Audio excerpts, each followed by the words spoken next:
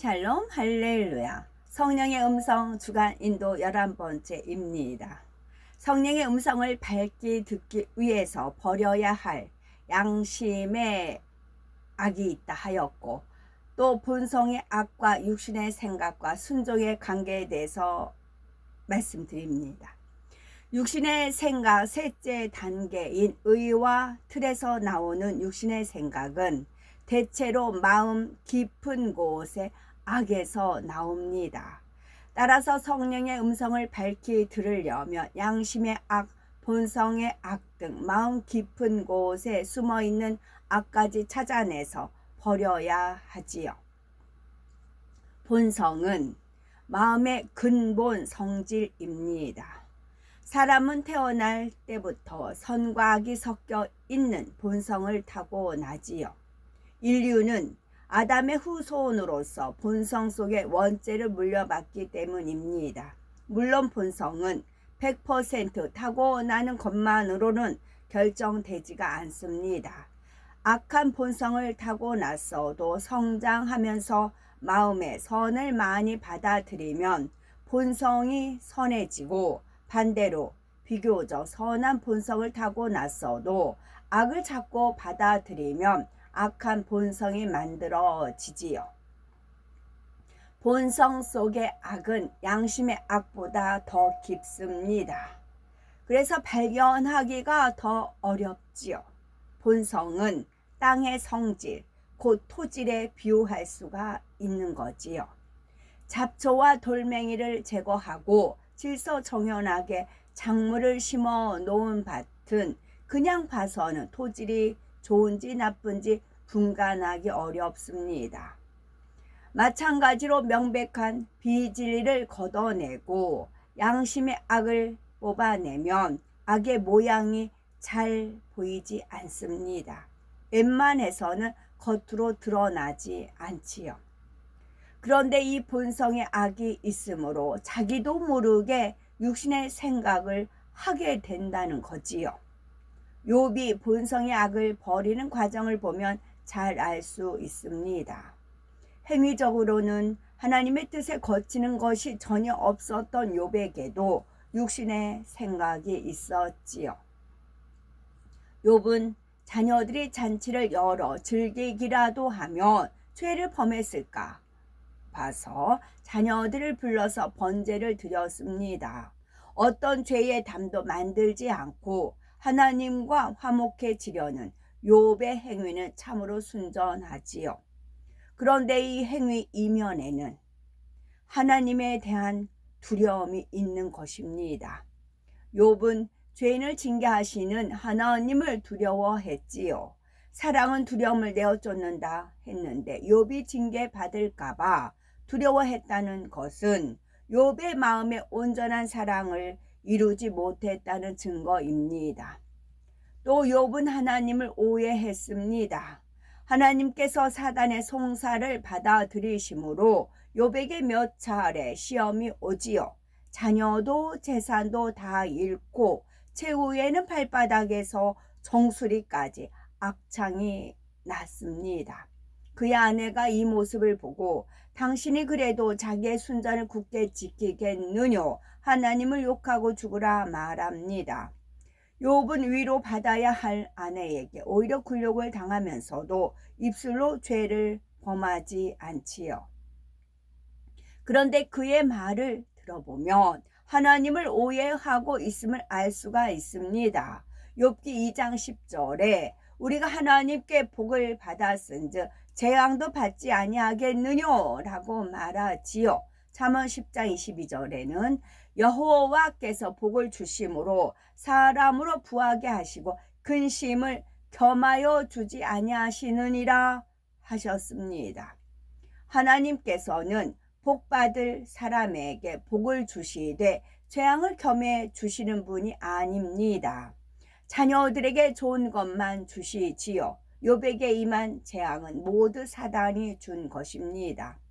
만약 욥처럼 육신의 생각을 하는 일꾼이 죄를 범한 영혼을 상담해 준다면 하나님을 두려운 하나님으로 심어주어서 오히려 하나님과 멀어지게 할 수도 있습니다. 본성의 악을 발견해 버리려면 어떻게 해야 될까요? 본성 속의 악은 연단을 통해 발견할 수가 있습니다. 욥도 혹독한 연단을 통해 본성 속의 악을 깨닫고 이 악을 벗어버림으로 하나님과 참된 화목을 이루었지요. 그런데 꼭 이런 혹독한 연단을 받아야만 본성의 악이 발견되는 것은 아닙니다. 하나님의 말씀으로 내 자신을 낱낱이 비추면 발견할 수가 있습니다. 히브리서 4장 12절에 하나님의 말씀은 살았고 운동력이 있어 좌우의 날선 어떤 검보다도 예리하여 혼과 영과 및 관절과 골수를 찔러 쪼개기까지 하며 또 마음의 생각과 뜻을 감찰하나니 말씀했습니다. 더구나 성결의 복음은 말씀의 나를 더 예리하게 갈아세운 말씀이지요. 본성의 세미한 악까지 찔러 쪼갭니다. 디모데전서 4장 5절에 하나님의 말씀과 기도로 거룩하여 지민이라 말씀하십니다. 말씀과 기도로 내 자신을 조명하여 본성 속의 악을 발견해 버려야 됩니다. 나는 특별히 어떤 죄를 짓는 것 같지 않은데 뭔가 마음이 답답하다 하는 분들이 계신다면 본성 속의 악이 그 원인일 수가 있습니다. 마음에 참 평안함이 없다면 육신의 생각을 하고 있다는 뜻이지요. 불같이 기도해서 성령의 조명을 받아 본성의 악까지 버리는 복된 하나님의 자녀가 되어야 되겠습니다. 육신의 생각을 깨트려야만 성령의 음성이나 주관에 순종할 수가 있습니다. 역으로 성령의 음성에 순종하면 아직 남아있는 육신의 생각이 깨어지기도 하지요. 성령의 음성에 순종하면 사람의 생각을 초월해서 역사하시는 하나님을 만나고 체험할 수가 있습니다. 갖가지 문제를 해결받을 수 있고 소원을 응답받을 수도 있지요. 하나님의 능력을 힘입어 하나님 나라를 크게 이룰 수도 있습니다. 이런 체험을 통해 육신의 생각이 깨어집니다. 순종은 이처럼 영혼이 잘 되고 범사가 잘 되는 일석이조의 복을 안겨줍니다. 성경은 이렇게 성령의 음성 또는 하나님의 말씀이나 주님 말씀에 순종하여 복을 받은 사람들을 소개하고 있지요. 예수님의 수제자 베드로도 그 중에 한 사람이었습니다. 베드로는 자기가 매우 강한 사람이었지만 예수님께 순종의 훈련을 받은 결과 죽기까지 순종하는 사람으로 변화되었습니다. 가는 곳마다 성령의 역사를 베풀며 수많은 사람에게 복음을 전했지요. 베드로가 육신의 생각을 깨뜨리고 순종했을 때 어떤 축복을 받았는지 또 어떤 과정을 통해 육신의 생각이 깨어졌는지 베드로는 이스라엘에서도 변두리에 위치한 갈릴리 호수에서 고기를 잡는 어부였습니다. 그 당시 유대인들은 오랜 세월 동안 이방인의 압제에 시달렸지요. 그런 만큼 현실을 뒤엎고 자신들을 구원할 메시아를 갈구했습니다. 다윗 왕과 같은 힘있는 통치자, 정치적 메시아가 나타나기를 기다렸지요. 베드로도 이런 유대인 중에 한 명이었습니다. 예수님을 만나기 전에도 베드로는 메시아에 대해 증거하는 세례 요한을 쫓았지요. 그러다가 형제 지간인 안드레의 인도로 예수님을 만나기는 했지만 처음부터 자신의 모든 것을 뒤로 하고 제자의 삶을 살기로 결단한 것은 아니었습니다. 베드로 선지자님이 저한테 부르는 호칭이 있어요. 너무 그거를 부르고 싶다는 그걸 자꾸 떠올려 주셔서 참아여서 말씀드리지 못하는데 베드로가 저한테 어떤 걸 부르는 게 있어, 호칭이 있어요. 누가복음 5장을 보면 베드로는 평소처럼 갈릴리 호수에서 고기를 잡고 있었지요. 그날은 밤새 씨름했는데도 고기가 잡히지 않았지요. 고기 잡이를 마무리하려고 하는데 예수님께서 베드로의 배에 오르시더니 말씀을 증거하십니다. 그 다음 베드로에게 깊은 데로 가서 그물을 내려 고기를 잡으라 하셨지요. 이때 베드로가 밤새도록 수고했는데도 허탕쳤는데 경험도 지식도 없는 예수님이 나보다 고기 잡는 법을 잘 아실 리가 없지 않은가, 이런 육신의 생각을 동원했다면 순종할 수 없었을 것입니다. 그러나 그는 자신의 지식과 경험을 뒤로 하고 생각의 문을 열었습니다. 예수님 말씀에 순종했지요. 그러자 그물이 찢어질 정도로 고기가 잡혔습니다. 이를 본 베드로는 주여 나를 떠나소서 나는 죄인이로소이다 라고 고백합니다. 드디어 예수님을 향해 마음의 문을 활짝 연 것입니다. 이로써 모든 것을 버리고 예수님의 제자가 되기로 결심합니다. 제가 이화 여대 쪽에서 좀 살았어요. 그럼 이 이대 쪽에는 웨딩샵이 참 많았습니다. 그 웨딩샵을 이렇게 쭉 지나가면서 한겨울에 이제 눈이 바깥에는 펄펄 내리고 있어요. 그럼 웨딩샵 안에서 이제 그 여자분이 그 난로를 펴놓고는 하얀 웨딩 드레스를 펴놓고 진줄 하나를 이렇게 일일이 이렇게 다시더라고요. 그 모습을 이제 보면서 지나갔었어요. 저 많은 데다가 어떻게 다 진줄 저렇게 일일이 하나씩 진줄을 달고 있더라고요. 그런 웨딩 드레스는 비싸겠지요. 그런 모습을 보고 지나갔어요. 그러다가 이제 비전이죠. 저한테는 비전이에요. 아버지 하나님께서 지금 천사들이 제 의상, 면류관, 이어링, 액세서리, 구두, 핸드백 그 모든 것들을 다 이제 담당 천사들이 있어요. 일일이 다 보석이죠. 하나하나 공들여서 네가 봤던 거. 그게 인상적이었어요. 드레스에다가 진주 하는 거. 그와 같이 단장하고 있다.